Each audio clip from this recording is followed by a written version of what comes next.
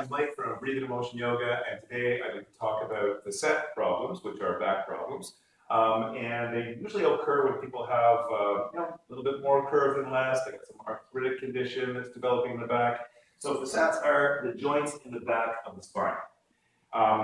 If we look at the way that the spine is structured, you've got the vertebrae, those are the bodies of vertebrae. In between, you've got your intervertebral discs. We discussed that a little bit last video blog. In the back, you've got these structures that are called vertebral arches.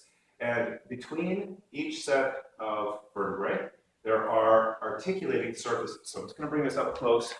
You can see that in here, there's the articulating surface right there, and that's a facet joint. So there are a couple of them either side of the spine, and they go all the way down. These are the bottom vertebrae in the lumbar area. So when you're dealing with a facet problem, it can feel quite good to press the low back into a flat surface, again, with the pelvic tilt going between a flexion extension cycle.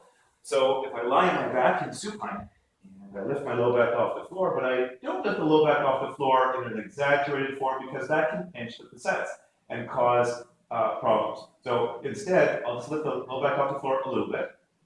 So get the hand underneath there, but perhaps not the whole arm, which might pinch my back. On the breath out, I would say press the low back on the floor. Likely that's going to give me some relief.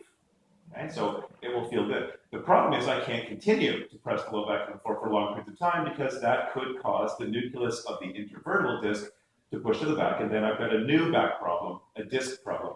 So I have to go back into the extension cycle. Breath in, I lift the low back. Breath out, I press the low back into the floor.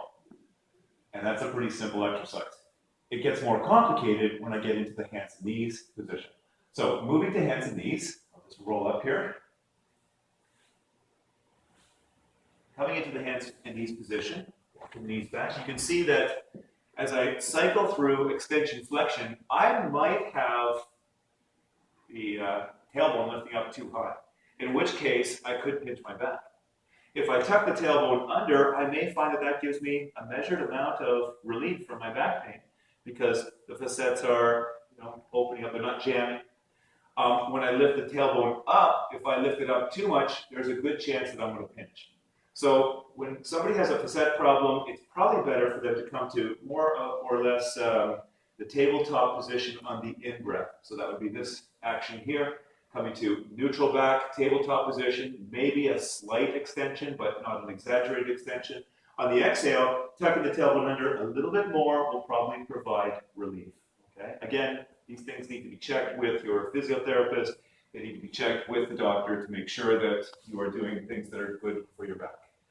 I hope that this helps your yoga practice. Namaste.